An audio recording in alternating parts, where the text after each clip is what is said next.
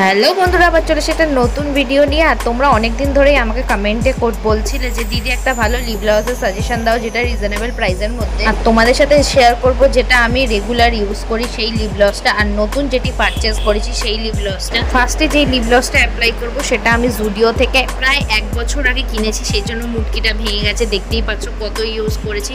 এটা কিন্তু আমার খুব ভালো লাগে, এই লিপ গ্লসটা আমি প্রায় ইউজ করে থাকি, দেখতেই পারবে আমার প্রত্যেকটা ভিডিওতে। আমি শুধু একটুখানি প্রোডাক্ট নিয়ে অ্যাপ্লাই করলাম, দেখো পুরো ঠোঁটটাতে ভরে গেছে আর কতটা গ্লসি।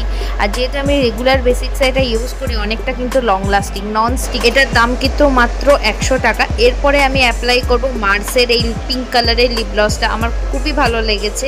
আমি ফার্স্ট টাইম এটা অ্যাপ্লাই করলাম, কেমন লাগছে অবশ্যই জানিও। এটা কিন্তু একটা কোট দেওয়াতে কেমন শাইন করছে দেখতে পাচ্ছ, আমার তো বেশ ভালোই লাগছিল। আর এটা কিন্তু দাম মাত্র 207 টাকা, যেটা আমি ফ্লিপকার্ট থেকে পারচেস করেছি। তোমরাও জানিও কোনটা বেশি ভালো লাগছে। রিজনেবল প্রাইসের মধ্যে আরও কিছু প্রোডাক্টের রিভিউ চাইলে অবশ্যই আমার চ্যানেলটাকে লাইক, কমেন্ট, শেয়ার, সাবস্ক্রাইব করে পাশে থাকা বেল বাটনটি ক্লিক করতে ভুলবে না। Keep watching everyone.